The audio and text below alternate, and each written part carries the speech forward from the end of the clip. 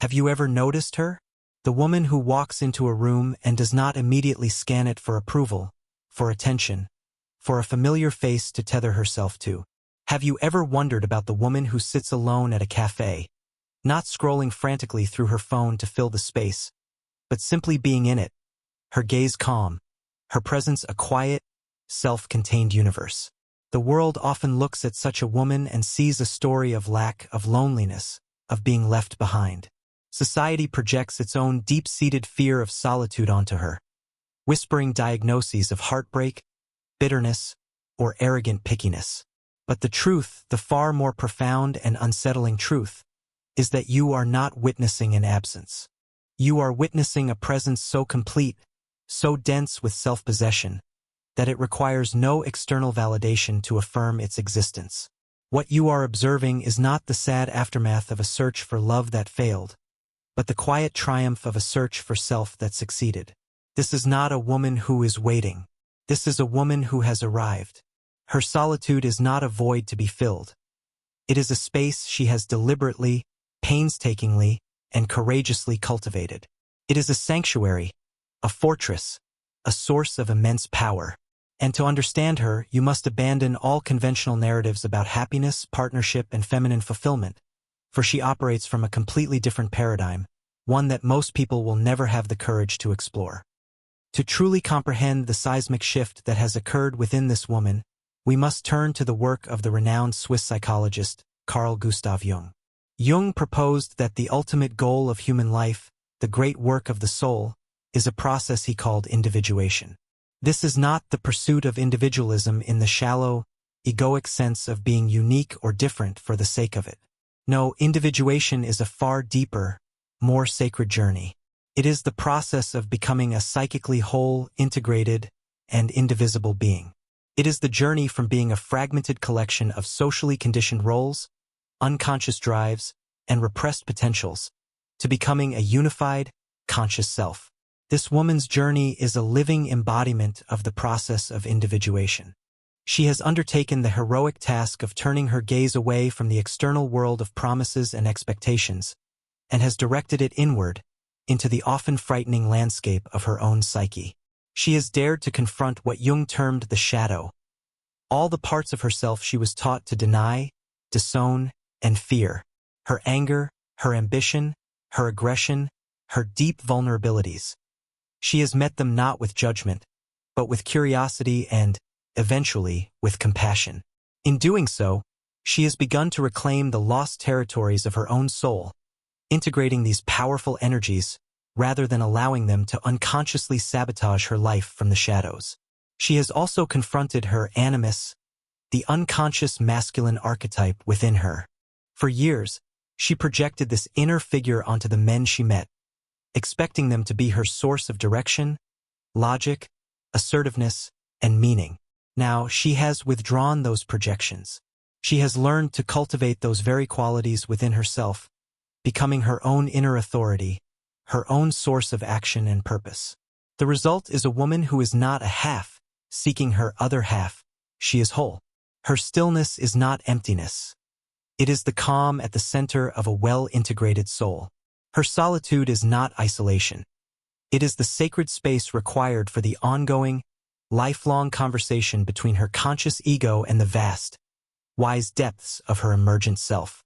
She is dangerous to the status quo precisely because she has discovered that the kingdom of heaven is, and always was, within. Before she became this centered presence, she was someone else entirely. Before this quiet strength, there was a desperate clamor. She was a woman who loved until she erased herself. She believed that the measure of her love was the scale of her sacrifice.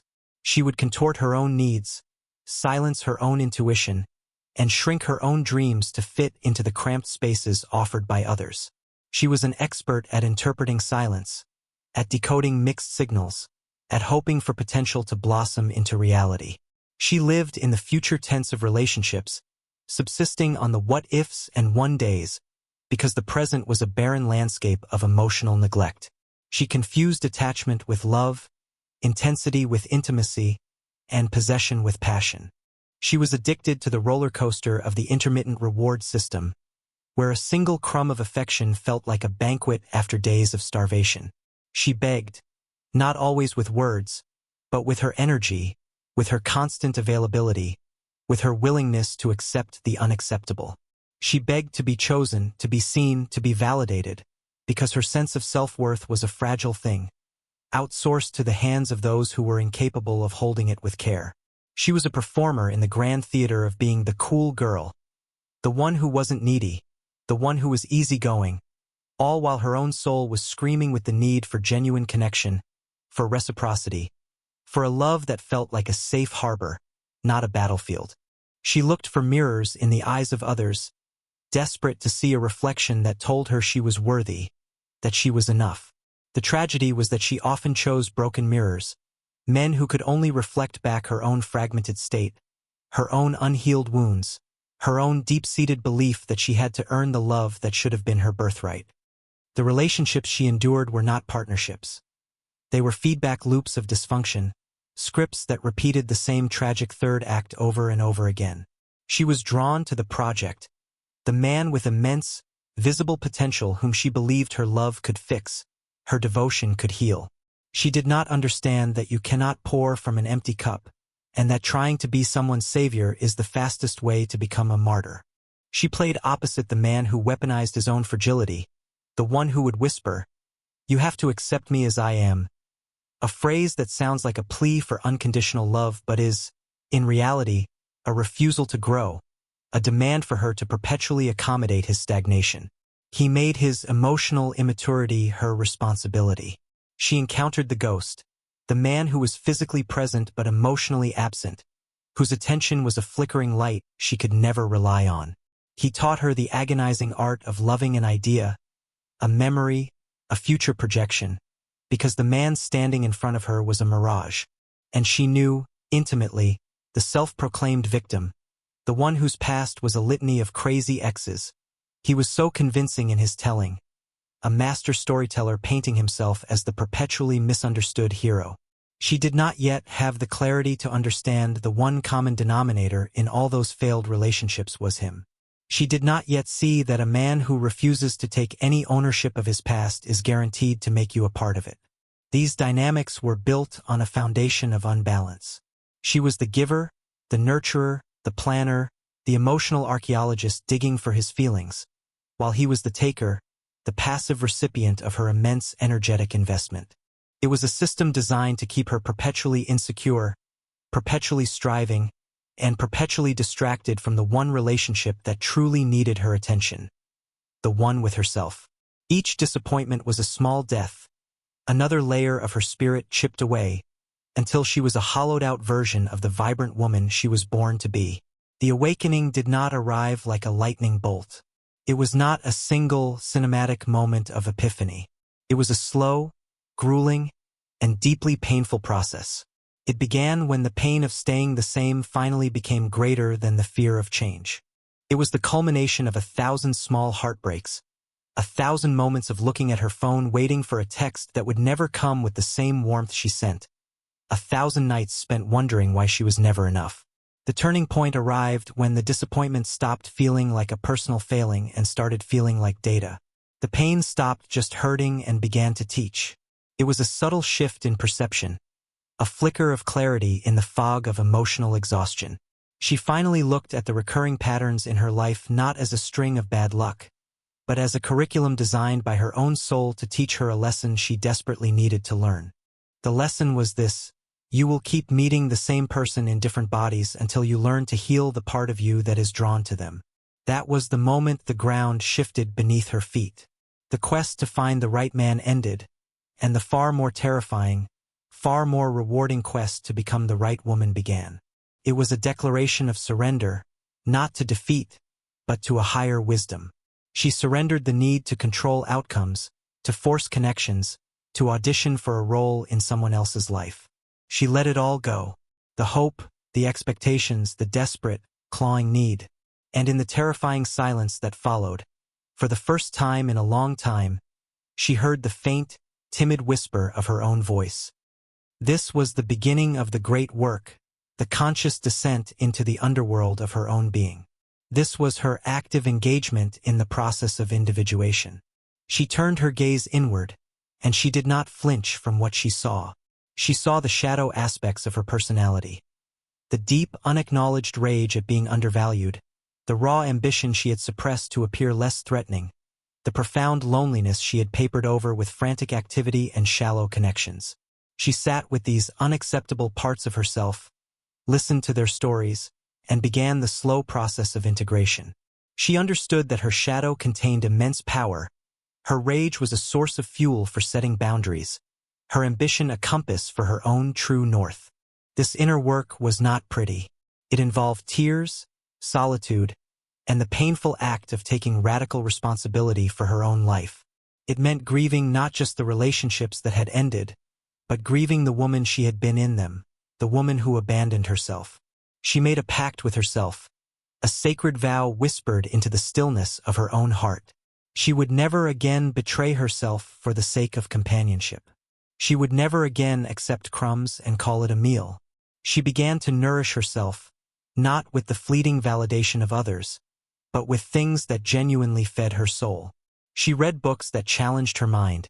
She spent time in nature that calmed her spirit. She pursued hobbies that brought her joy for its own sake, not for performance or praise. She learned to sit in silence and discover that it was not an enemy, but an ally. In the quiet, she could finally discern the difference between the voice of her intuition and the clamor of her fear.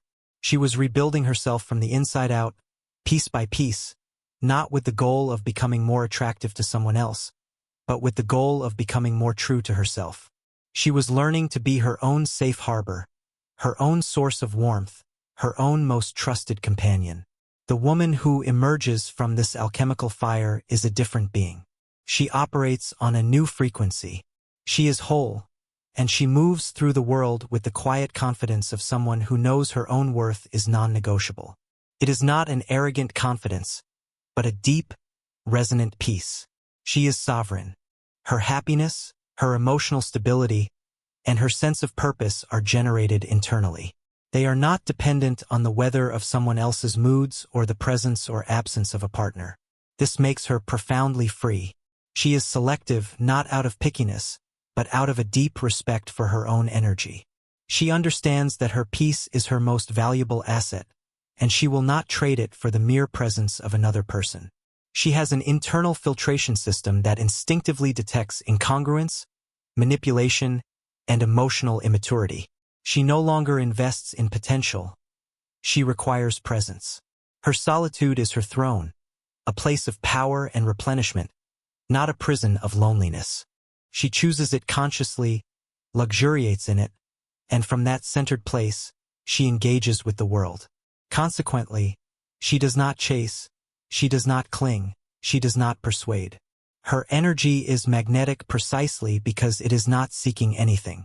It is self-contained, and this creates a powerful gravitational pull. People are drawn to her wholeness, to the light she radiates, a light that is not for sale, a light that cannot be earned by them, but can only be met by an equal light within themselves. Her presence speaks before she utters a single word. Says, "I am complete. I am not here to take anything from you, nor am I here for you to complete me. I am here to share my wholeness. If and only if you are also whole." This is a language the ego cannot understand, but the soul recognizes it instantly. This new state of being manifests in clear, observable behaviors. First, her stillness becomes her power. In conversations, she is not afraid of pauses. She doesn't rush to fill the silence with nervous chatter. This calm control over the energetic space of an interaction is deeply compelling. It forces the other person to be more present, more intentional. She listens more than she speaks, and when she does speak, her words are deliberate, stripped of the need to impress or perform. Second, her boundaries are no longer emotional ultimatums. They are simple, non-negotiable facts of her reality. She does not say, "If you do that again, I will leave you," in a tone of desperate threat. She says, calmly and with finality, "I am not available for that kind of interaction." The first is a plea for the other person to change. The second is a statement of her own unwavering standard. She does not argue about her boundaries. She simply enforces them by removing her presence from situations that violate them. Third, she has mastered the art of detachment. This is not coldness or indifference. It is the wisdom to not attach her emotional well-being to external outcomes. If a man she is interested in doesn't text back, she does not spiral into a vortex of self-doubt. She observes it as information. He is either not interested, not capable, or not available. In any of these cases, it is not a reflection of her worth. She simply redirects her energy back to her own life, her own purpose, her own peace. Fourth, she no longer tolerates ambiguity. Phrases like, "let's just see where it goes," or "I'm not ready for a label," are no longer seen as romantic possibilities, but as clear signs of a lack of intention and commitment. She values clarity because she values her own time and emotional energy. She is not afraid to ask clarifying questions, not to pressure him, but to gain the information she needs to make a sovereign choice for herself. She is choosing, she is not waiting to be chosen. And finally, she nurtures her own life with such passion and dedication that a relationship becomes an enhancement, not a necessity. Her life is already full, with meaningful work, deep friendships, spiritual practice, and creative pursuits. Any partner who enters her life must add to that fullness. They must be a source of peace, growth, and joy. If they are not, if they threaten her inner harmony, she will choose her peace over their presence, every single time, without hesitation and without apology. The emergence of this individuated woman creates ripples in the world around her. She is a disruptive force, not through aggressive action, but through her very being. She evokes two primary, and often simultaneous, reactions in others: profound admiration and deep-seated fear. Those who are on their own path of growth and self-awareness see her as an inspiration. They recognize the strength, courage, and integrity it takes to become so self-possessed. They are not intimidated by her light. They are drawn to it, wanting to understand it, wanting to learn from it. They see her not as a threat, but as a testament to human potential. But to the unconscious, to the fragmented, to those who still operate from a place of ego, control, and insecurity, she is terrifying. She makes them profoundly uncomfortable because her wholeness is a mirror that reflects their own incompleteness back at them. The man who relies on female insecurity to feel powerful has no leverage with her. His usual tools, negging, love-bombing, future-faking, making her feel like she needs his validation, are utterly ineffective. She does not react. She simply observes and withdraws.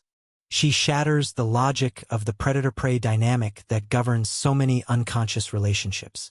The woman who is still trapped in the cycle of seeking external validation may see her as arrogant, cold, or too much. She projects her own fears onto this woman, judging her for having standards she herself has not yet had the courage to cultivate. This woman is threatening to the system because she is proof that a woman's life does not have to revolve around being chosen by a man. She is proof that a woman can be the center of her own universe, that her value is intrinsic and not relational. She quietly and powerfully refutes the foundational myth of romantic comedies and patriarchal structures, that a woman is incomplete until a man arrives to give her life meaning. She learns to wear the world's projections like a loose garment. She is no longer wounded by the criticisms of those who do not understand her journey. When people say, "You're too picky," she hears, "I am uncomfortable with your high standards because they challenge my own compromises." When they warn, "You're going to end up alone," she hears, "I am terrified of solitude and cannot imagine it as a choice." She has learned to translate the language of fear into the language of truth. She understands that these comments are not about her. They are confessions from the people speaking them. She defies the relentless societal pressure that preaches that a woman's value peaks and then declines, that her timeline is dictated by her fertility, that her greatest achievement is a ring and a ceremony. She rejects this narrative not with angry rhetoric, but with the quiet, undeniable evidence of her own thriving existence. She is living proof that a woman's life can be a continuous expansion, a journey of ever-deepening wisdom, power, and joy, entirely on her own terms. She has stepped off the conveyor belt of expectations. She has chosen the unpaved path, the one that leads not necessarily to a shared home with a white picket fence, but to the unshakable home she has built within her own soul. This is the ultimate rebellion in a world that still profits from female insecurity. Her peace is her protest. Her wholeness is her revolution. She has chosen herself, and in doing so, she has chosen everything. And so, what happens if love does find this woman? If a partner does enter her orbit, it will be a connection of an entirely different nature than anything she has known before. It will not be born of need, but of choice. It will not be about completion, but about resonance. It will be a meeting of two sovereign beings, two whole individuals who come together not to fill each other's voids, but to share their abundance. The love that comes to her now will not be her salvation, for she has already saved herself. It will be a celebration. It will be a sacred space where both partners are committed to the growth of the other as much as their own. The man who can meet her there will not be intimidated by her strength. He will be inspired by it. He will not need to diminish her light to feel secure in his own. He will be a man who has done his own inner work, who has faced his own shadows, and who cherishes her sovereignty as much as he cherishes his own. This love will be characterized by ease, by transparency, by mutual respect. There will be no games, no ambiguity, no power struggles. It will be a partnership founded on the radical truth that the ultimate purpose of a relationship is not to make one happy, but to make one conscious. But whether this love arrives or not is, in a profound way, secondary. The primary victory has already been won. The great work has been undertaken. The journey was never about finding the right person. It was about becoming the person who no longer needs to find anyone, the person who understands that the greatest love affair of her life is the one with her own soul. The ultimate goal was never to be chosen. It was to never, ever lose herself again. If something inside you was touched by this story, if a quiet whisper of recognition stirred in your soul as you listened, understand that this is not an accident. Perhaps this video did not find you by chance. Perhaps it is a mirror, reflecting a potential that already exists within you, a strength you have yet to fully claim, a journey your own soul is inviting you to begin. The path of individuation, the path to becoming whole, is available to everyone, but it is a choice that must be made, again and again every single day. It is the choice to turn inward when the world screams for you to look outward. It is the choice to embrace the discomfort of growth over the false comfort of stagnation. It is the choice to value your own peace above all else. This journey is not for the faint of heart, but it is the only journey that leads to true and lasting freedom. It is the path that transforms you from a character in someone else's story into the sovereign author of your own. This message of empowerment, of choosing solitude not as a sentence but as a sacrament, is a powerful one in a world that often misunderstands it. If it has resonated with you, let that resonance become an action. Share this video with another woman who needs to hear that her solitude is her strength, that her standards are not too high, that her journey inward is the most important one she will ever take. Like this video not as a mindless click, but as a conscious vote for this kind of content, this kind of conversation. And in the comments below, share your response. What aspect of the awakened woman's journey, what part of the individuation process, resonates most deeply with you right now? Your story, your insight, adds to the collective wisdom of this community. Finally, subscribe to this channel and turn on notifications so that this space can continue to be a source of a different kind of truth, a deeper kind of knowing. Do it not out of impulse, but out of choice. The same conscious choice that lies at the heart of the very transformation we have explored today. Let the message keep resonating. Let the awakening continue.